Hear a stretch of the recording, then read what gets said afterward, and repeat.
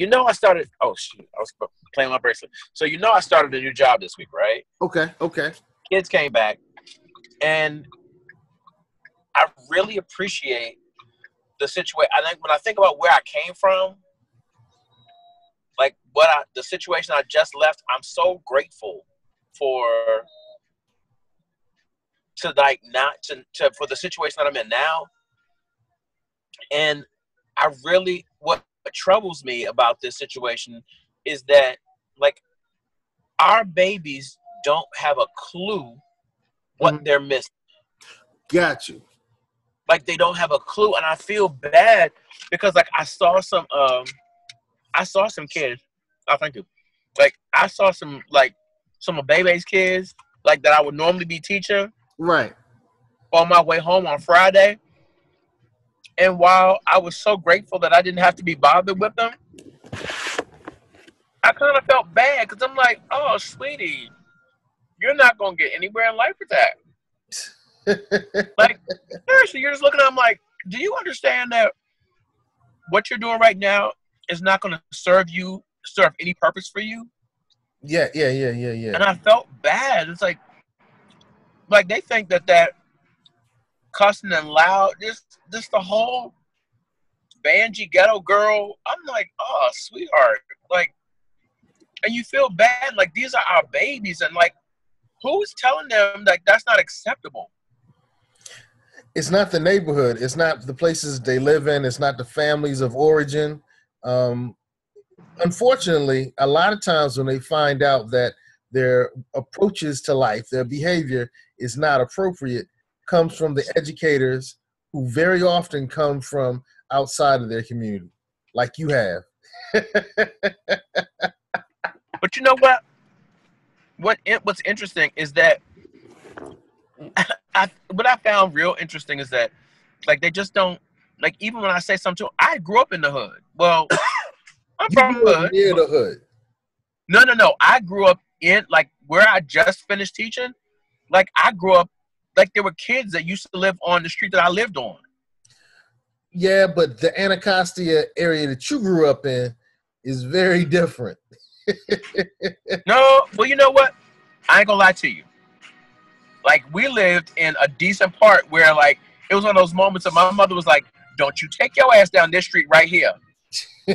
Like, there were certain streets that she said, don't you ride your ass down there, and she meant that. And the only, yeah, you know, my mom would say that too.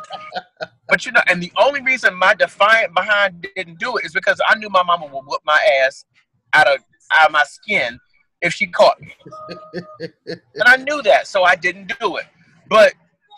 And to see it now, like, there are nice houses down these streets and stuff. Well, some of them actually still just as hood. There's this one street, she's like, I'm scared to drive through there, actually. I'm like, oh, that sounds terrible. Like, it's really terrible. But Got you. But the thing that just really irritated me, and it saddens me, it's like our babies don't understand what it is. Like, I am so in a different place. Like it's an all-girls Catholic school. We pray every day, which I'm good for a prayer every day. Yeah, I think we need you to be praying every day, bro. Oh, absolutely, And you're in my prayers every day. Please.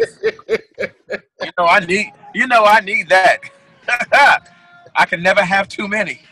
And I'm not ashamed to say that, because you know what? It can get real bad real quick. Woo! Yes, sir. So I don't want to have to. You know what I'm saying? I don't want to have to call. The school that you formerly taught in, and you've taught in for years, were the schools of the Bebes. I've taught in, for out of 20. Wow, this is going on my 24th year in education. Salute that. Okay. And out of those 24 years, I would say, let me subtract the ones that were not Bebe filled.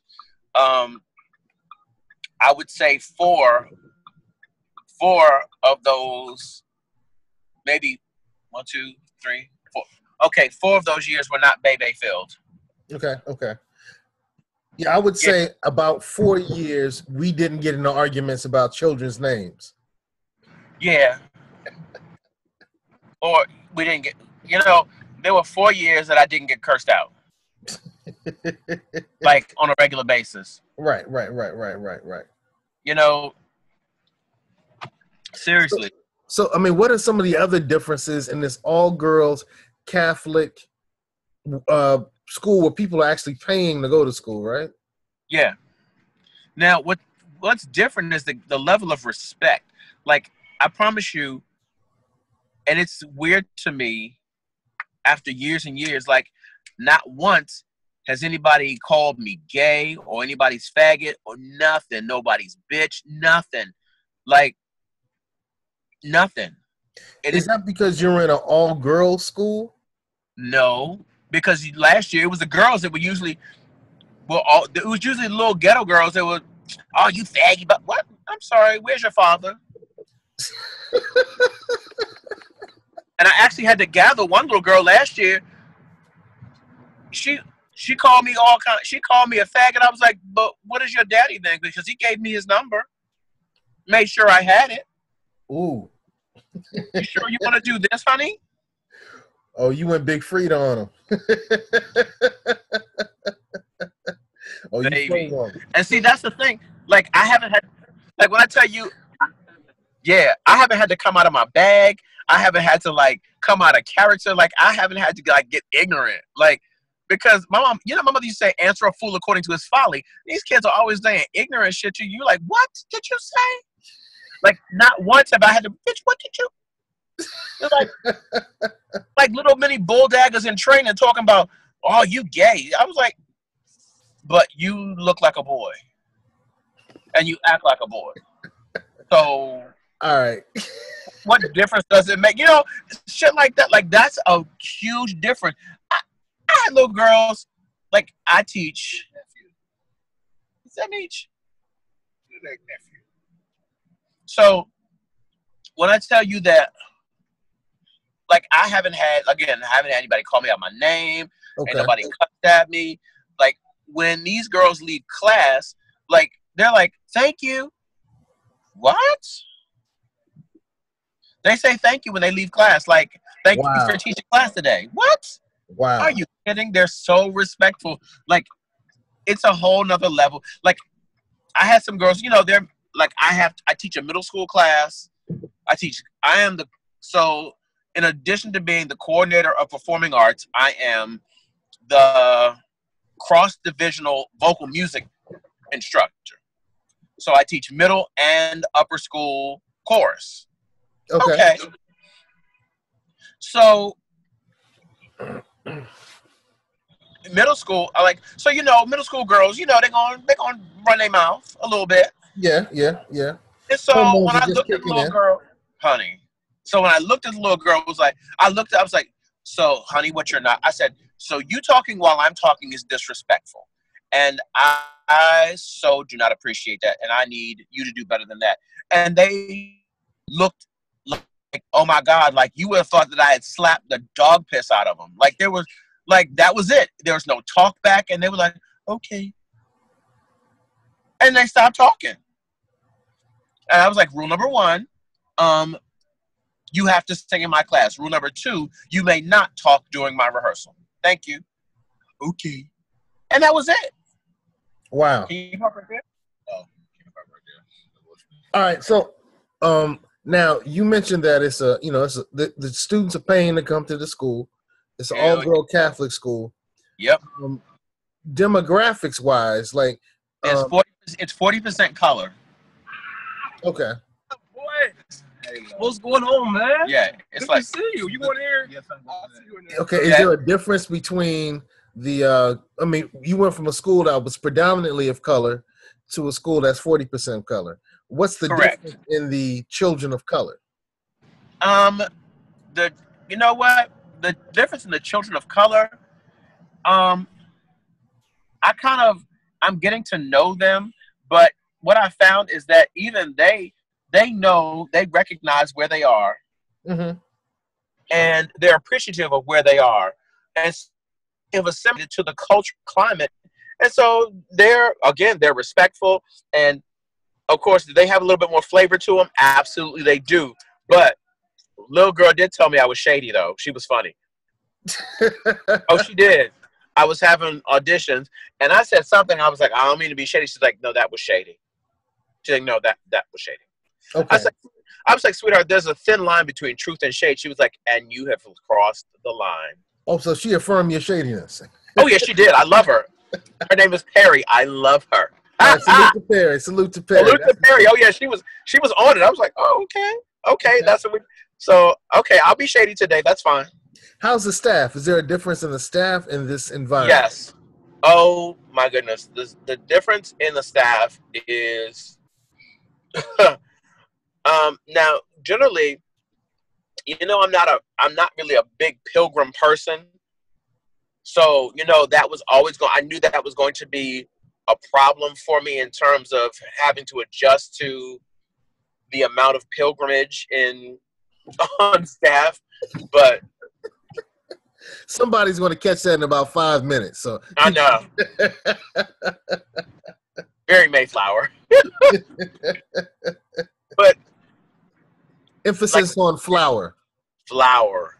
But what I've found is that, I like them. I like them because, there are some people that are genuinely, and what I've had to find myself doing is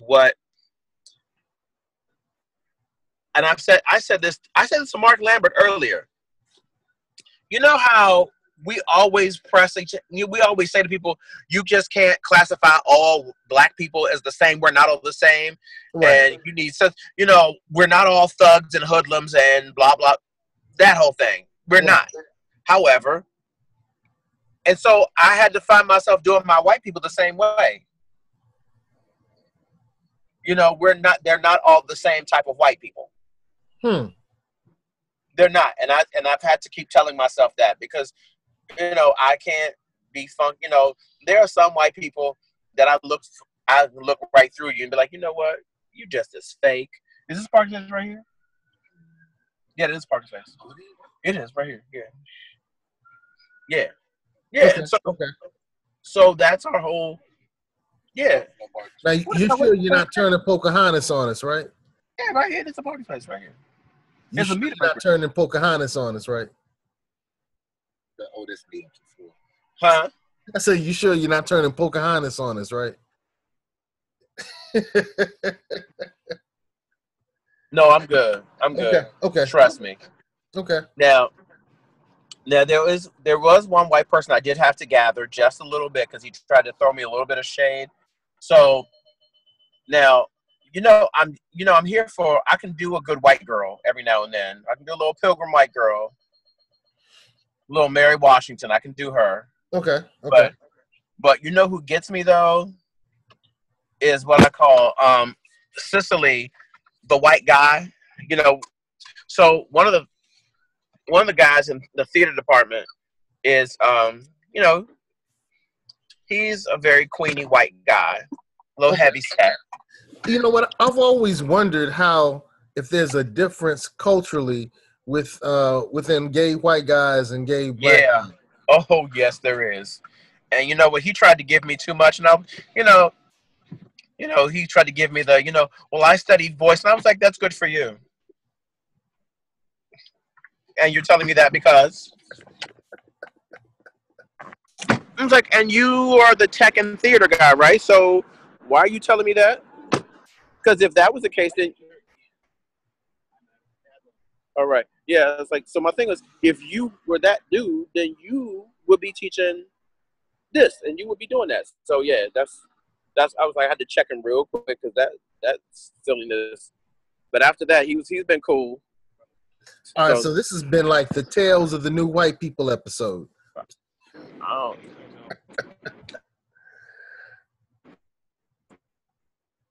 All right, your picture just froze again. You kind of look like Jesus.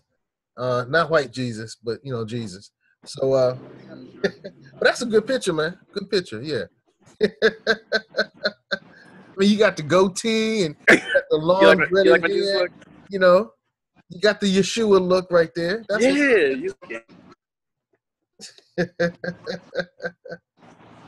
That's what's up. So you're dealing with a bunch of new But black yeah, people and a bunch of new kids and a new experience. This is kind of exciting, man. I'm digging it. I'm digging it. You have to give us an update next week. You're frozen again, so we're going to go ahead and end the podcast. Hey, keep him in prayer, y'all, because this brother really needs prayer. I don't know why you're so reserved. You've been kind of reserved the last few episodes. So I guess he's gone. All right, so that was Lucky and the mask. All right, y'all. Peace.